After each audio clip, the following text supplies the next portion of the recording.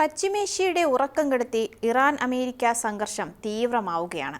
Hormuz കടലിടുക്കിൽ അടിയും തിരിച്ചടിയും തുടരുന്നത് ലോകരാജ്യങ്ങളെ സാമ്പത്തിക പ്രതിസന്ധിയുടെ ഗർത്തത്തിലേക്ക് തള്ളിവിടുകയും ചെയ്യുന്നുണ്ട്. തന്ത്രപ്രധാനമായ ഹോർമുസ് കടലിടുക്കിന്റെ നിയന്ത്രണത്തിനായി അമേരിക്കയും ഇറാനും തമ്മിലുള്ള സൈനിക പോരാട്ടം അതീവ ഗുരുതര ഘട്ടത്തിലേക്കെത്തി. ഇറാന്റെ സൈനിക ശേഷി പൂർണ്ണമായും തകർക്കുകയാണ് ലക്ഷ്യമെന്ന് അമേരിക്ക വ്യക്തമാക്കുമ്പോൾ US ആക്രമണം രാജ്യാന്തര നിയമങ്ങളുടെ ലംഘനമാണെന്നാണ് ഇറാൻ ആരോപിക്കുന്നത്. ഇതിനെല്ലാം ഇടയിൽ ഒരു നിർണായക നീക്കം നടത്തുകയാണ് UAE. കിഴക്കൻ തീരത്തുള്ള ഫുജൈറയിൽ പുതിയ ആഴക്കടൽ തുറമുഖം നിർമ്മിക്കാനുള്ള തയ്യാറെടുപ്പിലാണ് രാജ്യമെന്നാണ് പുറത്തുവരുന്ന വിവരം. ഹോർമുസ് കടലിടുക്കിലെ സുരക്ഷാ ഭീഷണികളും രാജ്യത്തുണ്ടായ പ്രതിസന്ധികളും മറികടക്കുക എന്ന ലക്ഷ്യത്തോടെയാണ് UAEയുടെ പുതിയ നീക്കമെന്നാണ് നിരീക്ഷണങ്ങളും. നിലവിൽ പുതിയ തുറമുഖവും കണ്ടെയ്നർ ടെർമിനലും വികസിപ്പിക്കാനുള്ള അന്തിമ ചർച്ചകളിലാണ് ദുബായ് ആസ്ഥാനമായുള്ള പ്രമുഖ ചരക്ക് ഗതാഗത ലോജിസ്റ്റിക് കമ്പനിയായ DP വേൾഡ്.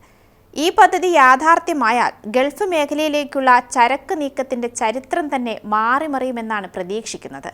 മാത്രമല്ല, ചരക്കു കപ്പലുകൾക്ക് സുരക്ഷാ ഭീഷണിയുള്ള ഹോർമുസ് കടലിടുക്ക് വഴിയുള്ള യാത്ര പൂർണ്ണമായും ഒഴിവാക്കി UAEയിൽ എത്തിച്ചേരാനും സാധിക്കും.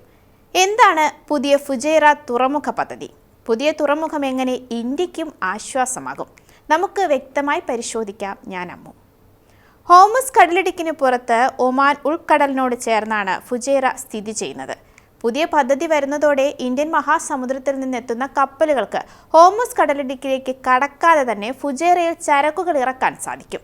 പിന്നീട് ഇവിടെ നിന്ന് റോഡ് മാർഗവും ഭാവിയിൽ ഇത്തിഹാദ് റെയിൽ വഴിയും ചരക്കുകൾ ദുബായ്, അബുദാബി തുടങ്ങിയ മറ്റ് ഗൾഫ് നഗരങ്ങളിലേക്ക് സുരക്ഷിതമായി എത്തിക്കാനും സാധിക്കും.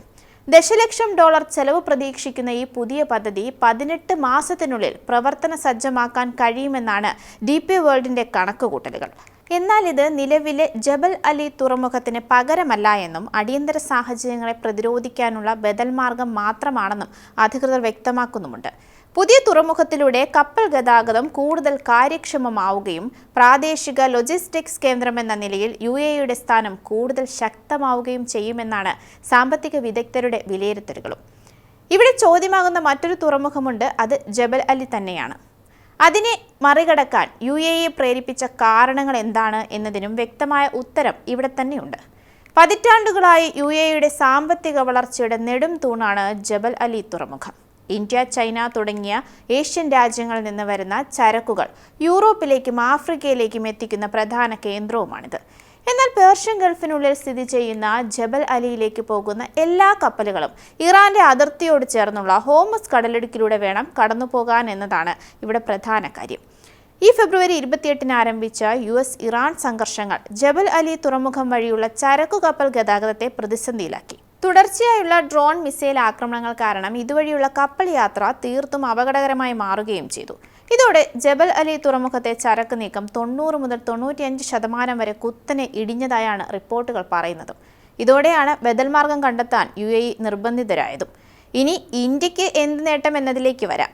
UAEയുമായി വലിയ തോതിൽ വ്യാപാരം നടത്തുന്ന ഇന്ത്യയെ സംബന്ധിച്ച് ഈ പുതിയ തുറമുഖം വളരെ നിർണായകമാണ്.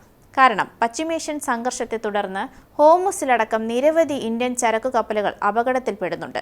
ഇത് ഇന്ത്യയിൽ സാമ്പത്തിക പ്രതിസന്ധിക്ക് കാരണമാകുന്നുമുണ്ട്. എന്നാൽ UAEയുടെ പുതിയ ഫുജൈറ തുറമുഖം യാഥാർത്ഥ്യമാകുന്നതോടെ ഇന്ത്യൻ ചരക്കു നീക്കം സുരക്ഷിതമാക്കാനും ഇന്ത്യൻ കപ്പൽ ജീവനക്കാരുടെ സുരക്ഷ ഉറപ്പാക്കാനും സാധിക്കുമെന്നതാണ് കണക്കുകൂട്ടലുകൾ. അതിനാൽ ഇന്ത്യക്ക് ഈ പദ്ധതി ഒരു ജാക്ക്പോട്ടാണെന്നതിൽ സംശയമൊന്നുമില്ല. എന്തായാലും പശ്ചിമേഷ്യയിൽ സാഹചര്യങ്ങൾ ഇപ്പോൾ അത്ര സുഖകരമൊന്നുമല്ല. കടലിടുക്ക് വഴിയുള്ള കപ്പൽ ഗതാഗതം തടഞ്ഞ ഇറാൻ ഇപ്പോൾ മറ്റൊരു നിർണായക തീരുമാനമെടുത്ത വാർത്തകളും മേഖലയെ ആശങ്കയിലാക്കുന്നുണ്ട്. യമനിലെ ഹൂതി സഖ്യകക്ഷികളെ ഉപയോഗിച്ച് ചെങ്കടലിലേക്കുള്ള കവാടം അടച്ചിടാൻ ഇറാൻ നീക്കം നടത്തുന്നതായി റിപ്പോർട്ടുകളുണ്ട്. ഇറാനിൽ US ആക്രമണത്തിന് ശക്തി കൂടിയ പശ്ചാത്തലത്തിലാണ് ഈ പുതിയ സമ്മർദ്ദ നീക്കം.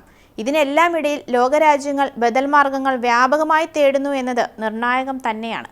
പ്രതിസന്ധികളിൽ തളരാതെ ആഗോള സാമ്പത്തിക ഭൂപടത്തിൽ തങ്ങളുടെ പ്രാധാന്യം ഉറപ്പിക്കാൻ UAE നടത്തുന്ന ഒരു ഗെയിം ചേഞ്ചർ നീക്കമാണിത് എന്ന് പറഞ്ഞാലും തെറ്റു പറയാനില്ല. ഇത് UAEക്ക് മാത്രമല്ല, ഇന്ത്യ അടക്കമുള്ള പങ്കാളിത്ത രാജ്യങ്ങൾക്കും വലിയ തോതിൽ ഗുണം ചെയ്യുമെന്നത് വിസ്മരിക്കാൻ സാധിക്കുകയുമില്ല.